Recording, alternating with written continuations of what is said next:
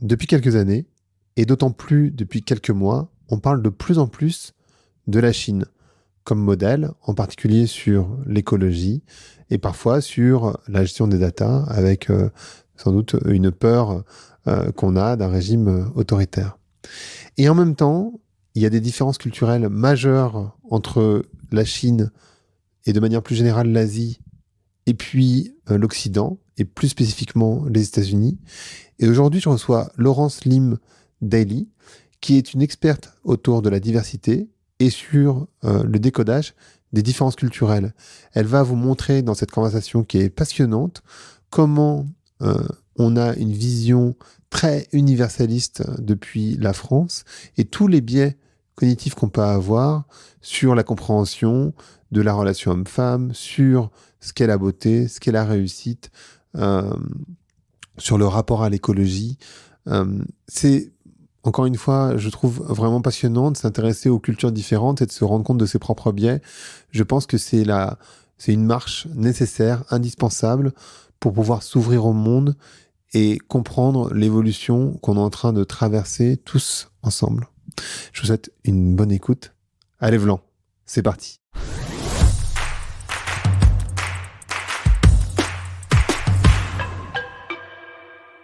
Donc bonjour à toutes et bonjour à tous. Bonjour Laurence. Bonjour. Donc Laurence, tu es à New York, Ouais. donc on est à distance. Et je suis ravi d'enregistrer cet épisode avec toi parce que on parle beaucoup, de plus en plus en tout cas, de la Chine. Évidemment, depuis l'Europe, depuis la France, on parle aussi beaucoup des États-Unis. On voit bien que culturellement, la Chine est en train de prendre de la place et le modèle chinois est en train de prendre de la place par rapport au modèle occidental.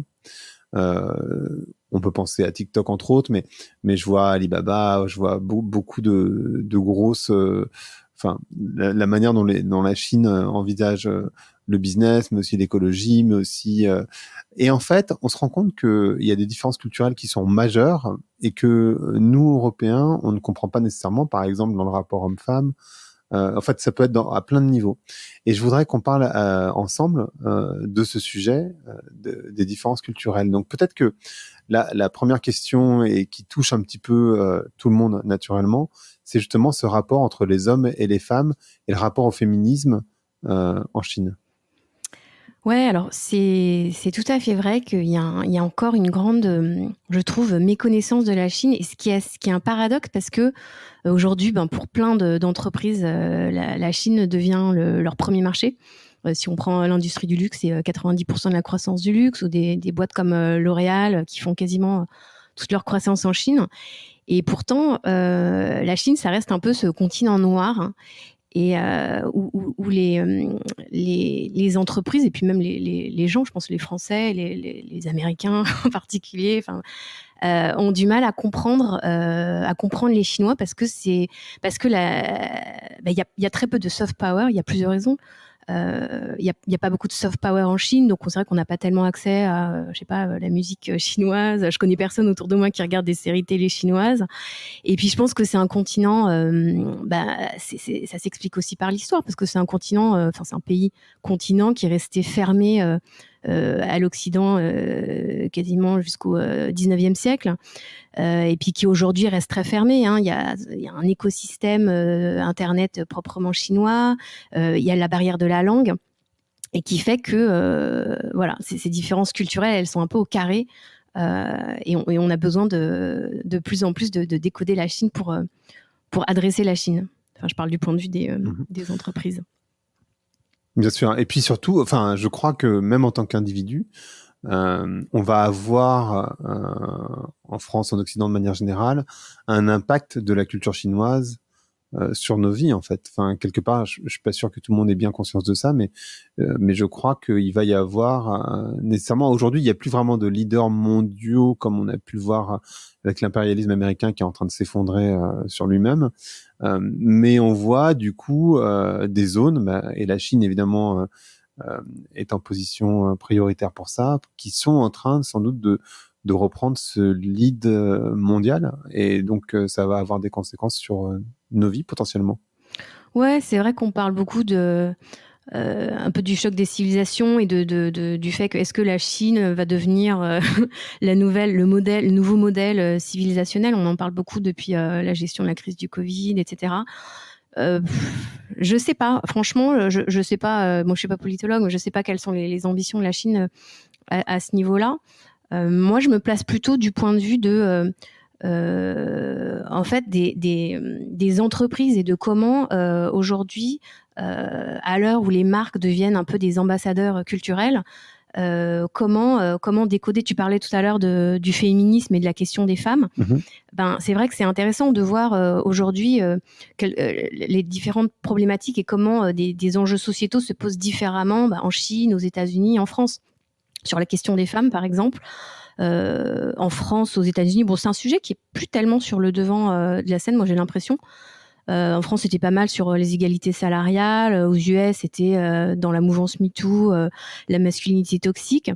En Chine, c'est intéressant de voir que on n'en est pas encore là, je dirais. On en est encore à des questions d'indépendance de la femme.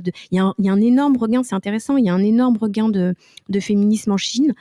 Et le sujet, c'est le droit pour la femme de se marier plus tard, de prolonger ses études, de faire carrière. Et ça, c'est important de tenir compte de ces écarts parce qu'on n'en est pas du tout au même niveau dans le combat féministe en Chine. Et ça passe, c'est assez flagrant si on regarde les séries télé chinoises, de voir ce leitmotiv de la femme sûre d'elle, qui est assez carriériste, l'homme est vraiment en fonction support.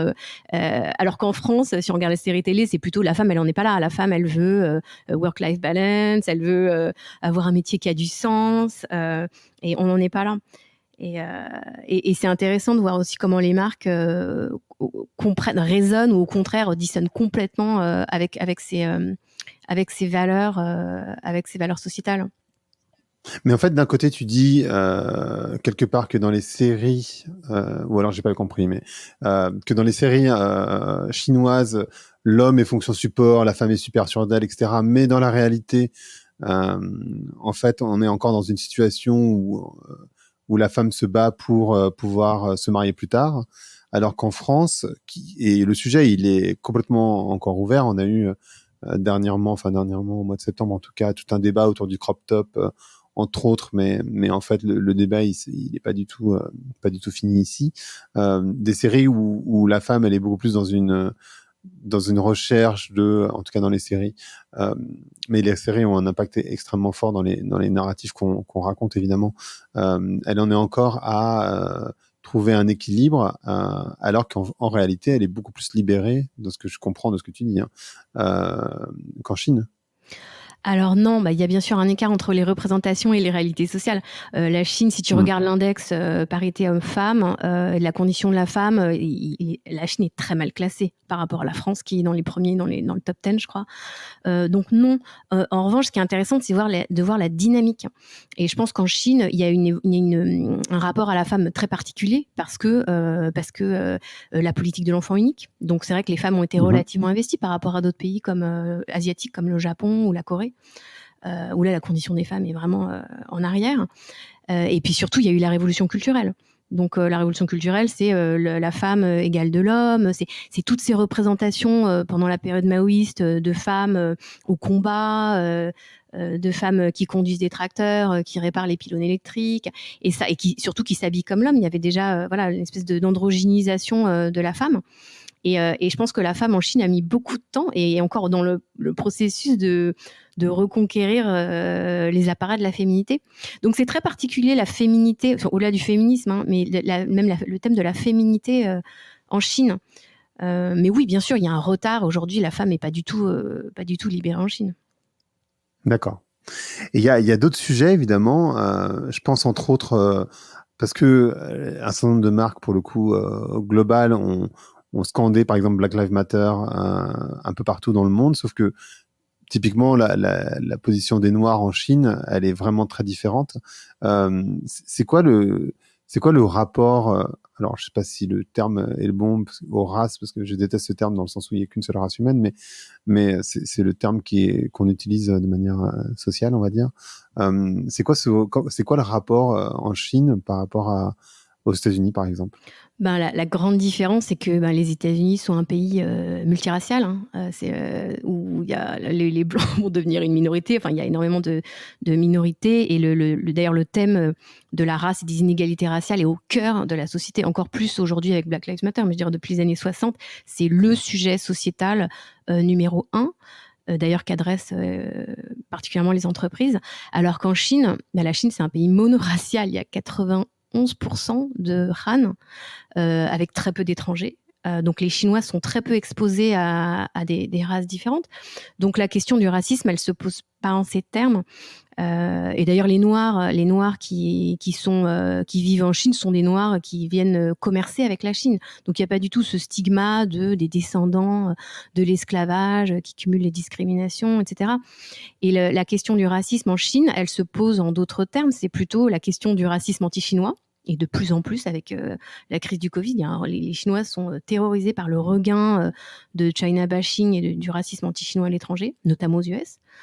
Et la question de la sous-représentation des Asiatiques par les marques occidentales. Ça aussi, c'est un gros sujet, parce que la Chine est inondée de publicité, enfin de communication des marques occidentales. Qu'elles adorent d'ailleurs toujours, mais elles sont de plus en plus gênées par le fait que ces marques restent très occidentalo-centrées et représentent peu ou représentent mal les Chinois. C'est-à-dire? C'est-à-dire, si tu prends par exemple le secteur de la mode, il y a encore énormément de marques aujourd'hui, alors que, comme je l'ai dit tout à l'heure, la Chine est leur premier marché, qui vont représenter que des Blancs dans des défilés. Bon, il y a eu quelques scandales là récemment. Donc ça, ou alors quand je dis représente mal les Chinois, c'est-à-dire les représente à travers des stéréotypes. Si on regarde les critères de beauté, alors je pense à un exemple très marquant qui était la campagne de Zara l'année dernière qui s'appelait Beauty is Here. Et donc, ils ont représenté, donc la marque espagnole représente une chinoise, une femme chinoise, un mannequin, qui a des taches de rousseur. Et donc, cette personne était censée incarner la beauté. Sauf que pour les Chinois, donc il y a eu un énorme backlash. Je crois qu'il y a eu 500 millions de posts négatifs en Chine, parce que ça va très vite en Chine avec il y a une question des chaînes et des réseaux sociaux. Donc, backlash total parce que ça heurtait complètement la conception de la beauté pour les Chinois. Parce que en Chine, les critères de beauté sont liés à la perfection du teint. La tâche, parce que le concept de beauté en Chine est lié directement à l'idée de la santé. Que la beauté, c'est le reflet du bon fonctionnement du corps à l'intérieur, la circulation du sang, des énergies, etc. Donc la tâche, c'est vraiment la marque d'une maladie. Donc c'est antagoniste à l'idée de beauté. Et d'ailleurs, même dans les tendances, on le voit même chez les hommes, ce qu'on appelle les little fresh meat, là, ces jeunes hommes prépubescents qui incarnent aujourd'hui la beauté masculine en Chine, se caractérisent par leur teint glabre, parfait. De porcelaine. Ouais, exactement, de porcelaine. Et du coup, c'est intéressant parce qu'on voit le glissement d'une dissonance esthétique à un problème politique. Et la Chine, parce que les Chinois, c'est pas juste on la trouve moche. Non, c'est vous insultez, vous marque occidentale, vous insultez la Chine parce que vous nous représentez en laidissant. Donc c'était hashtag uglifying Chinese qui a circulé en masse. Ah waouh. Et alors, tu parlais de racisme, mais il y a en Chine, on ne peut pas ignorer. Pardon. Et dernièrement, on a eu le sujet qui est arrivé des Ouïghours, qui est un sujet qui existe depuis un petit moment. Voilà, concrètement, dont les Européens, les Occidentaux n'ont pas trop entendu parler. Ils n'ont pas voulu trop s'intéresser à la question. Et en même temps, c'est une réalité. Enfin, c'est vraiment une réalité. C'est les Ouïghours. Comment ils gèrent ça? Parce qu'il y a une forme de racisme. Alors, je sais pas si c'est du racisme enfin, je sais pas si c'est le bon terme, mais il y a un rejet en tout cas. Alors, en Chine, tu sais, il y a une censure, hein, donc on parle pas Oui, bien sûr. du thème des Ouïghours, tout est censuré sur Internet, donc on trouvera rien, aucune discussion là-dessus. En revanche, oui, alors il y a eu énormément de problèmes de la part des marques. Il y a énormément de marques, d'entreprises qui, par exemple, sur leur site Internet, vont mentionner le Tibet, ou Hong Kong, Macao, Taïwan, comme des pays séparés de la Chine. Donc là, énorme backlash en Chine, mais non seulement par le gouvernement chinois, qui dit mais vous incitez, vous soutenez les mouvements séparatistes, etc., pour la question du Tibet dont tu parlais, mais aussi des backlash de citoyens chinois. Donc c'est-à-dire pour eux, c'est une insulte que des Occidentaux se mêlent de leurs problèmes de politique intérieure. Et la question de l'harmonie au plan national et de voilà, l'absence de division, elle est fondamentale, elle est vraiment ancrée dans la mentalité chinoise. Il faut pas et encore une fois, c'est pas aux étrangers de critiquer la politique intérieure chinoise. Je me souviens du site enfin c'était il y a 2 ans, c'était Marriott, hein, qui avait mentionné le Tibet, mais ils avaient même viré un employé qui avait liké un tweet qui soutenait le mouvement séparatiste tibétain. Enfin ça prend des emplois. La Chine avait obligé Marriott à fermer le site web de l'entreprise. Et il y a aussi des problèmes d'ambassadeurs de marque. Il y a des marques, notamment des marques de luxe, qui, sans faire attention, choisissaient des ambassadeurs qui avaient soutenu le Tibet ou le Dalai Lama il y a 5 ans, et ça crée des backlash monstrueux sur les réseaux sociaux en Chine et des appels au boycott. Mais du coup, c'est le gouvernement qui appelle au boycott ou c'est les citoyens ? Eh ben, c'est les deux. C'est ça qui est intéressant. C'est les deux. Parce que, encore une fois, pour les citoyens, c'est une marque de condescendance. Et je pense qu'il y a une hypersensibilité en Chine. Je pense que l'héritage de la blessure narcissique, l'héritage des guerres de l'opium, le fait que je pense que la Chine, c'était l'empire du milieu, c'était le centre du monde pendant des millénaires.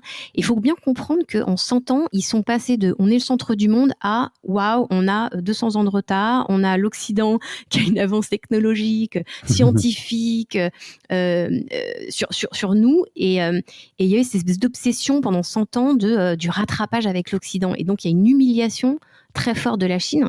Et aujourd'hui, on en est encore là. Et aujourd'hui, c'est plus la problématique du rattrapage, c'est la problématique du dépassement de l'Occident. Poussé par le gouvernement, mais c'est aux 2 niveaux. C'est le gouvernement chinois, mais c'est aussi les citoyens chinois.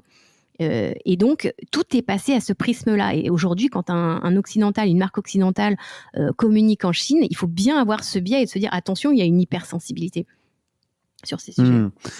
Et alors, un sujet qui semble assez évident, et on ne l'a pas touché tout de suite, mais c'est évidemment la dictature, mais aussi avec la dictature, les données personnelles.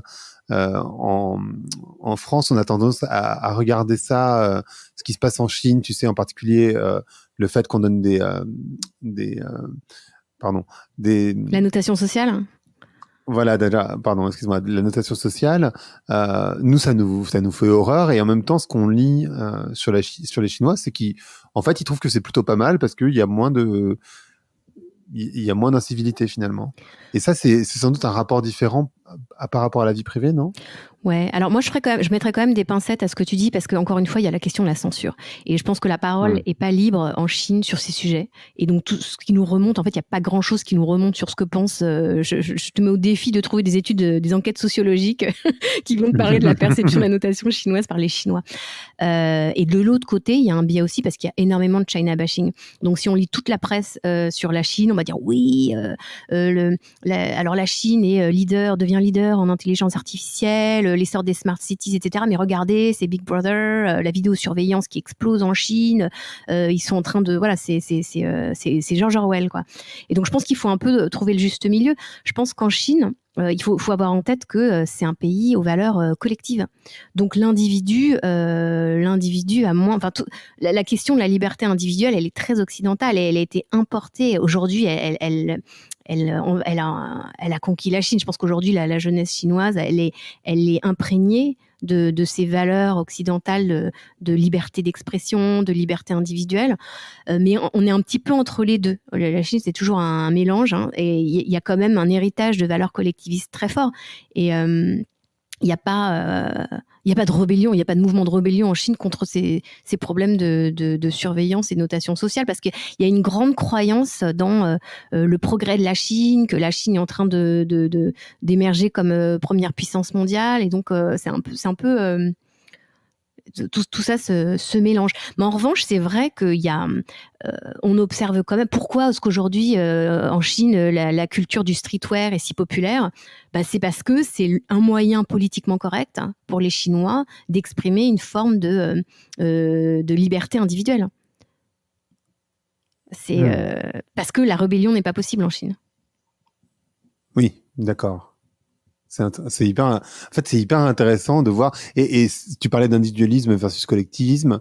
C'est hyper intéressant de voir qu'en Occident, on est en train justement de sortir, je crois. Enfin, moi, je crois que une tendance un peu haute, c'est qu'on est en train de sortir de cet individualisme forcené qui nous a rendus très malheureux les uns et les autres finalement. Et que finalement, on va nous. Alors que eux, enfin, quelque part, le modèle occidental, il a quand même fonctionné en Chine, ce que tu décris. Donc, ils vont vers cet individualisme, et nous, on essaie d'en sortir. Donc, en fait, ça va, peut-être qu'on va trouver un terrain d'entente à cet endroit où, en fait, en Chine, ils vont amener une forme de collectivisme, et peut-être que nous, on va y aller d'une certaine manière aussi. Alors, certainement pas dans des proportions comme celles qu'on a connues, comme celles qu'on connaît d'ailleurs toujours en Chine, mais peut-être qu'on va trouver un terrain d'entente, entre guillemets, à cet endroit-là, non? Ouais, c'est intéressant ce que tu dis. Moi, j'ai l'impression que la France, elle est un petit peu entre les deux, entre deux modèles différents. Donc, il y a la Chine, voilà, modèle collectiviste, en gros, on ferme sa gueule, et les États-Unis de l'autre côté, où c'est les, et je pense que les États-Unis font peur à cet égard aux Français. C'est l'inverse. C'est la prise de parole individuelle qui est toute puissante. On le voit à travers la cancel culture. Tu vois, aux États-Unis, c'est l'inverse. Donc, premier amendement, liberté d'expression. Et en fait, si tu regardes l'appareil législatif aux États-Unis, t'as rien qui vient contrebalancer cette liberté d'expression. Donc, à part, sauf sur les insultes à les incitations à la pédophilie, mais en gros, tu peux dire tout ce que tu veux aux États-Unis. Donc, qu'est-ce qui se passe?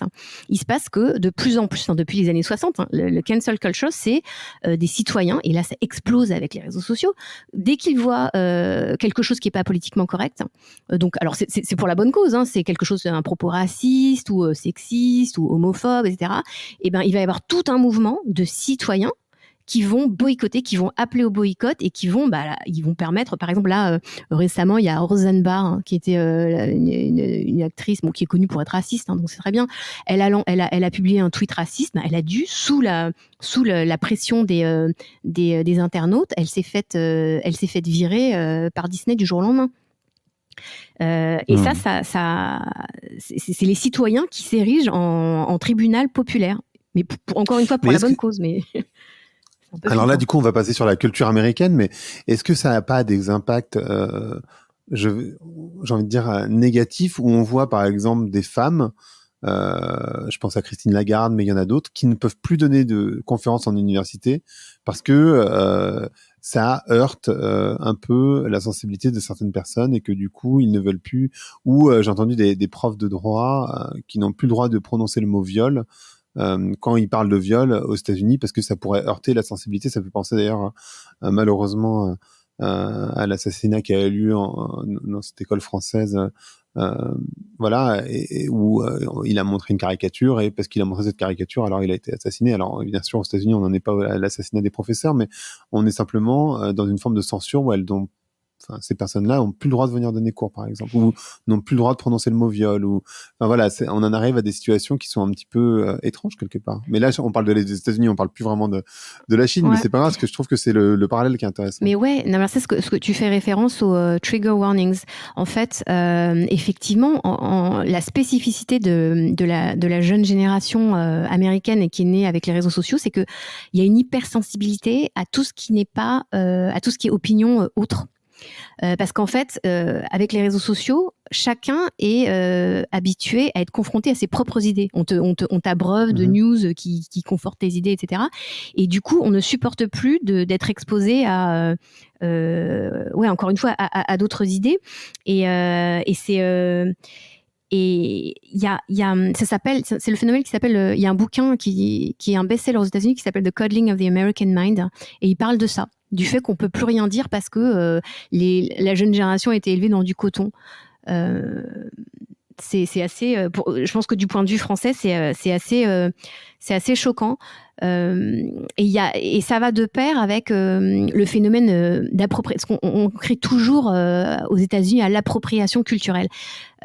Tu vois, là, il y a un bouquin qui vient de paraître il y a quelques mois sur les migrants qui s'appellent American Dirt, l'histoire d'une mère et de son fils migrants mexicains qui traversent le mur, etc., et qui était complètement rejeté par la population latino parce que l'autrice est blanche. Et ça c'est extrêmement fort, et il y a des impacts très forts aussi au niveau des entreprises. Donc je pensais à c'est une campagne de Dior l'année dernière pour Eau Sauvage. Et c'est intéressant parce que donc c'est une campagne, ils avaient lancé une vidéo avec Johnny Depp dans le désert qui joue un air de rock avec un Indien qui danse avec ses plumes, etc. Et alors la backlash totale aux États-Unis parce que le parfum, la traduction de Eau Sauvage en anglais c'est savage. Et savage, c'est le terme néocolonial. Ah, waouh. Bah oui. Ouais, par définition, ouais. Ouais, c'était les colons anglais utilisaient ce terme. D'ailleurs, dans Pocahontas, c'est le terme qu'ils utilisent pour parler c'est primitif, en fait. C'est le mot qui veut dire primitif. Donc, énorme backlash. Alors que l'intention de la marque, c'est au contraire de revaloriser la culture amérindienne, etc. Et ça, mais c'est extrêmement représentatif et je pourrais t'en citer 50 des exemples comme ça. Et ça, c'est l'équivalent, pour boucler avec la Chine, c'est l'équivalent de la sensibilité à vous ne tenez pas compte de notre culture, de nos valeurs, de nos critères de beauté. Et bien aux États-Unis, c'est l'inverse. C'est à l'intérieur, c'est vous ne tenez pas compte, vous vous appropriez telle culture. De quel droit représentez-vous des Indiens, vous, marque française? Et alors, un élément dont on n'a pas parlé, c'est l'écologie. Je crois que arrête-moi si je me trompe, mais j'ai l'impression que le rapport, par exemple, au bien-être animal, il est très différent en Chine de ce qui peut être en Occident. Est-ce qu'il y a d'autres choses et d'ailleurs, tu peux d'abord valider ou invalider ce que je raconte, bien sûr. Mais est-ce qu'il y a d'autres éléments qui sont vraiment très différents? Parce qu'on est en train d'ériger la Chine comme un leader sur l'écologie de manière assez étonnante parce qu'on a toujours critiqué la Chine pour sa pollution. Comment toi tu vois ça? Je trouve que si on regarde de près au niveau de la conscience des citoyens, des gens, il y a des niveaux de sensibilité très très différents sur l'environnement. Si on regarde la France, la Chine, en France, on est clairement très très très en avance, tu vois, au niveau les législatif, tu vois, la loi Pacte, toutes les entreprises s'y mettent, ont trouvé leur raison d'être. Au niveau de l'écologie, elle est complètement ancrée dans les mentalités et dans le quotidien. Il y a du vrac dans les supermarchés. Oui, mais toi, t'as l'impression que c'est pas beaucoup, mais c'est énorme si tu regardes, si tu compares avec d'autres pays. Tu vois, tu lis Elle ou des magazines de mode, on met en valeur que les marques éco-friendly. T'as l'essor du marché de l'occasion, les fringues d'occasion. C'est vraiment, c'est une idéologie, l'écologie. C'est une valeur et qui a un impact concret sur le quotidien des Français. Si tu regardes en Chine, la question de l'écologie, elle est un peu, c'est comme aux États-Unis, elle est un peu métaphysique. C'est un petit peu abstrait. Les Chinois, c'est comme les Américains, ils sont hyper pragmatiques. Donc les Chinois, ils sont hyper conscients d'un problème qui est celui de la pollution. Mais pourquoi? Parce qu'ils sont confrontés dans leur quotidien à la question de la pollution dans les grandes villes. À Shanghai, t'envoies pas tes gosses à l'école 2 jours par mois parce qu'il y a des pics de pollution. Donc c'est extrêmement concret. Et il y a eu énormément de scandales liés à la food safety, la sécurité alimentaire, le lait avarié, etc. Donc il y a et dans la culture chinoise, je pense qu'il y a une obsession, et c'est lié, je pense, à la médecine traditionnelle chinoise, à tout ce que tu ingères dans ton corps. Donc, il y a une obsession de la pollution, mais aussi de la pollution des écrans, de ce que tu te mets sur la peau. D'où l'importance, d'ailleurs, je pense que tout ce qui est clean beauty va exploser en Chine pour ces raisons-là. Mais c'est très concret et c'est à l'échelle individuelle. C'est pas de se dire protégeons les générations futures, il y a le réchauffement climatique. Non. Et d'ailleurs, aux États-Unis, Mm. le réchauffement climatique, il y a énormément de négationnistes du réchauffement climatique. Et d'ailleurs, c'est même un problème, c'est devenu un problème politique. C'est une question politique, l'environnement aux États-Unis. Les républicains disent non, non, non, economy first.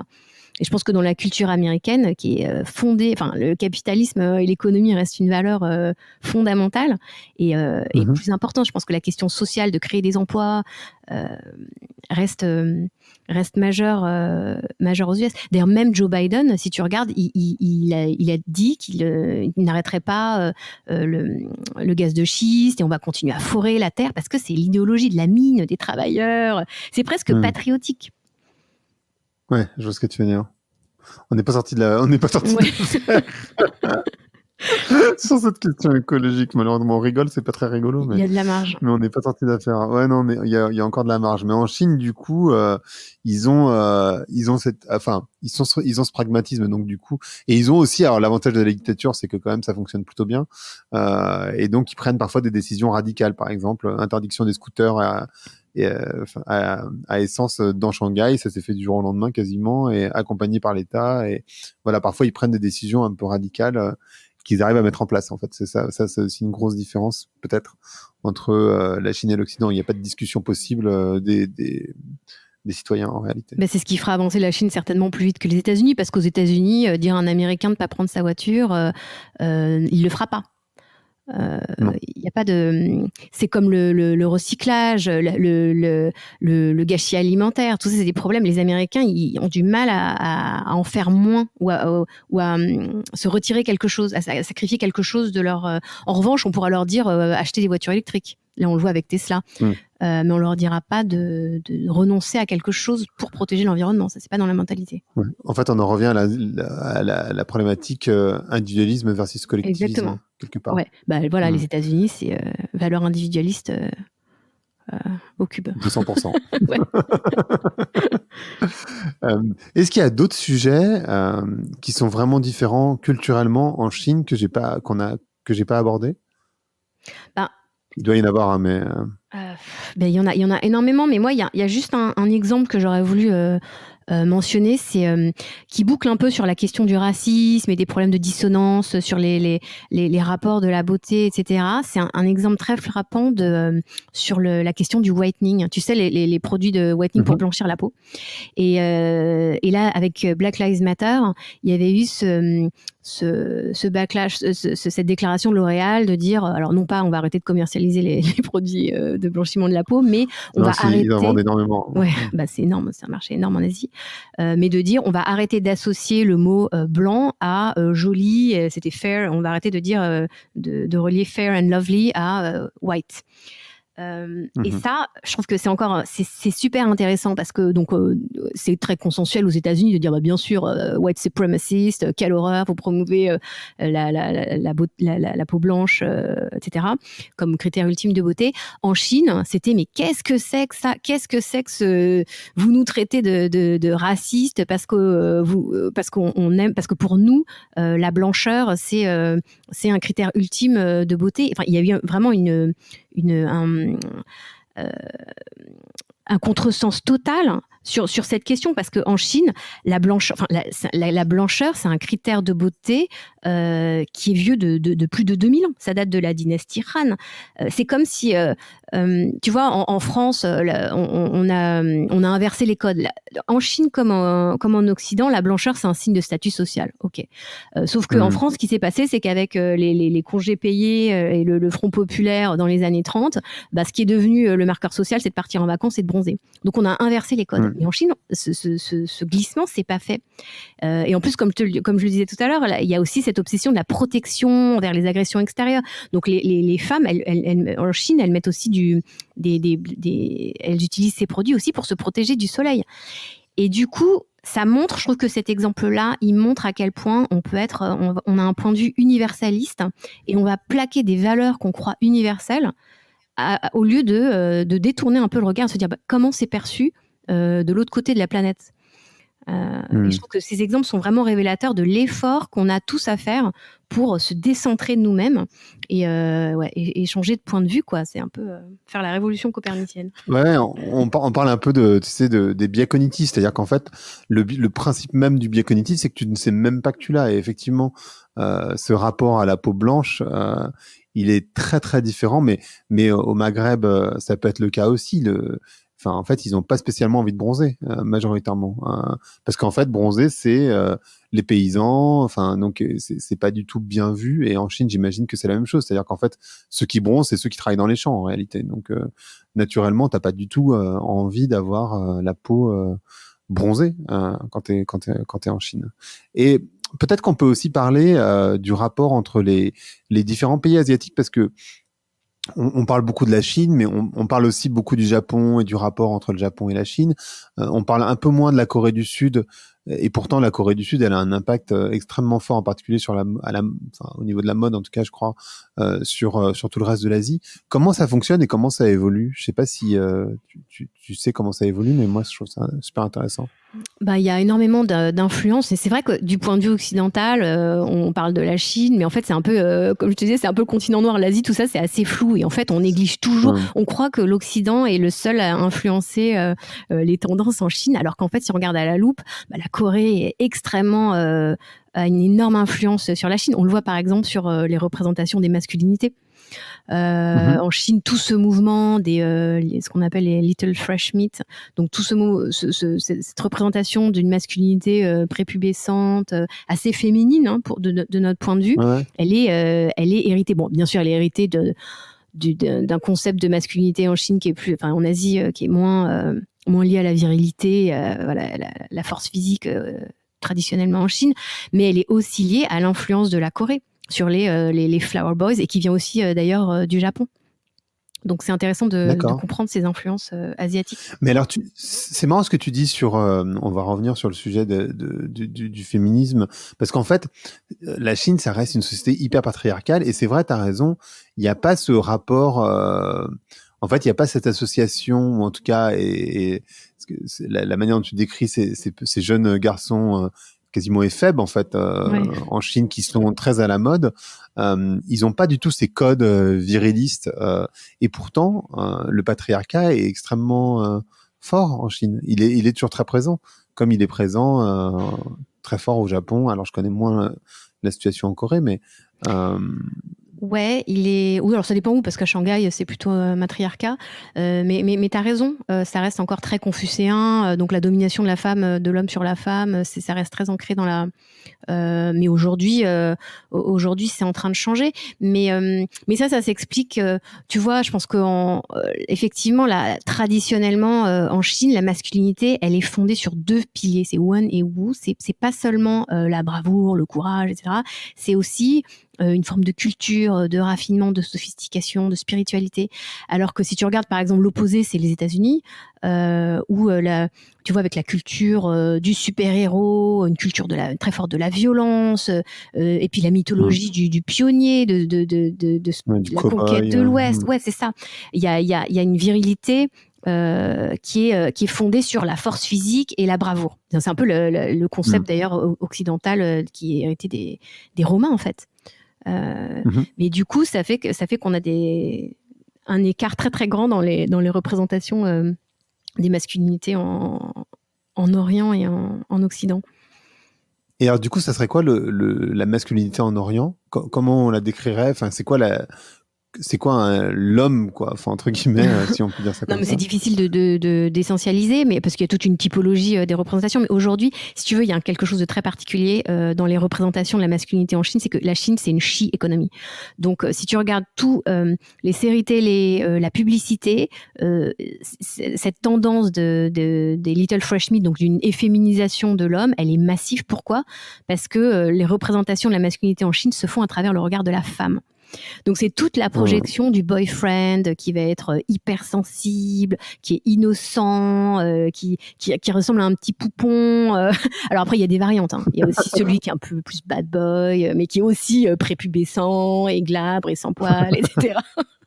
Mais voilà, c'est ça, c'est l'homme vu à travers le regard de la femme. Alors que aux États-Unis, si tu regardes, je sais pas, le top 10 des acteurs masculins les plus populaires, ça reste des Leonardo DiCaprio, des mecs, des vrais mecs, quoi, entre guillemets, avec des poils assez musculeux, assez carrés, et qui incarnent des rôles de super-héros, Iron Man, etc. C'est pas du tout le cas.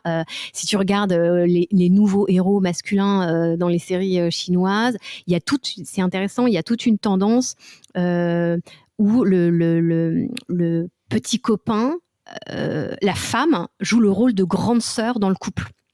L'homme est plus jeune et la femme est celle qui domine un petit peu, et c'est hyper intéressant d'observer ça. Je pense que ça n'a pas d'équivalent en Occident. Non, en tout cas pas que je connaisse. C'est vrai que c'est assez fou parce que en fait on l'envisage pas du tout comme ça. On voit bien, tu vois, les boys bands asiatiques, à commencer par la Corée, ce que tu disais tout à l'heure, évidemment Corée du Sud, pas Corée du Nord, mais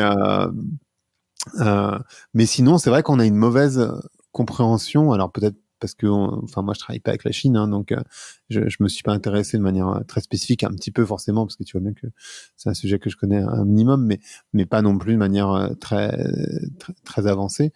Et c'est vrai qu'on n'a pas cette vision-là de la culture chinoise, et on pourrait arriver avec du Schwarzenegger, pardon pour la référence de vieux, voilà, de l'homme très musculeux, très dominant, alors qu'en fait en Chine ça n'a aucun sens. Non. Et d'ailleurs, c'est marrant parce que la propagande chinoise, aujourd'hui, il y a des films poussés et financés par le gouvernement chinois avec des super-héros, et qui sont des films hyper patriotiques. Et je me demande, tu vois, j'ai aucun chiffre pour te dire si ces films sont populaires, soi-disant premiers au box-office, mais je suis pas sûre que ça marche tant que ça. Que ce soit le cas. Hyper intéressant. Et alors, ce podcast s'appelle Vlan, donc je voudrais savoir à quoi tu veux ouvrir ou claquer la porte.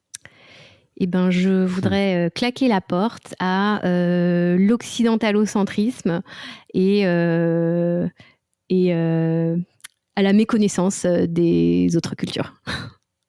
Voilà. Ouais, non, mais c'est tellement logique en fait, et quelque part ça va avoir tellement d'impact. Et même, on n'a pas vraiment parlé de business, mais comparer par exemple Jack Ma et Jeff Bezos, c'est hyper intéressant parce qu'ils n'ont pas du tout la même vision. Pardon, je te relance sur un autre sujet.